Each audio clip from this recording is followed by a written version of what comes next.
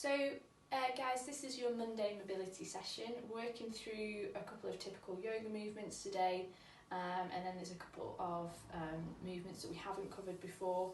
So the first movement we're going to do is downward facing dog, and you're in this for up to 3 minutes. So with your downward facing dog, what you want to make sure you're doing, or what I'd recommend you do, is get into a plank position first. Just make sure your shoulders are over your wrists, and then drive your hips back like you're pushing your nose towards your thighs or your head towards your thighs. Now what we're looking for in this movement is avoiding, again, arching the back. So just think about tucking the pelvis under or tightening the middle, hollowing out, and your heels don't need to be on the floor in this position, but you can certainly just walk the heels to open out a little bit of range. You're then going to walk the feet forward, and we're going to maintain forward fold. Now with your forward fold, you're here for, again, 2 minutes. You can either have hands down on objects, hands down on the floor. You can have hands down on the shins if you prefer, but avoid putting them directly on your knees.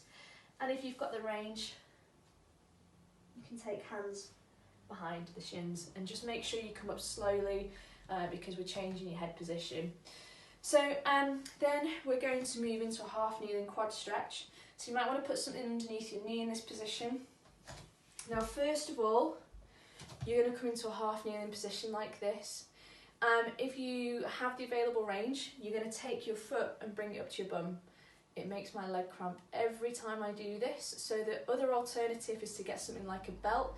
And again, you can loop that belt around your leg and then pull that foot up towards your bum. Just make sure you've got something underneath your knee. So if, like me, you're on a hardwood floor, you're not just placing all that direct load onto your knee. We're going to sit in that one for a couple of minutes per side, and then we're into an armless stretch. So again, if you've got something that is a low surface or a chair, it's handy to have that nearby. Your armless prayer position. Armless prayer? Armless prayer, makes sense to me.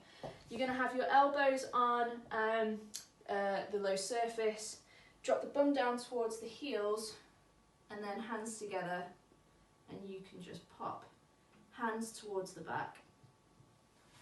If you're comfortable with that, and you've done things like child's pose before, again, you can take yourself down into child's pose and work it that way, and we can get the same effect. Again, an alternative to that is you can hold a broomstick and just use the broomstick overhead, and you're going to maintain that for a couple of minutes. We're then into a side-to-side chest stretch, so there's a couple of options for this. I can either lie on the floor and I can open out my chest as I roll to one side, or I can do this in standing, and again, I can open out my chest this way.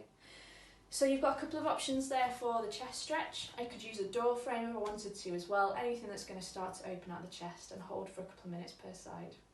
Good luck, enjoy the mobility session. Today's a nice one.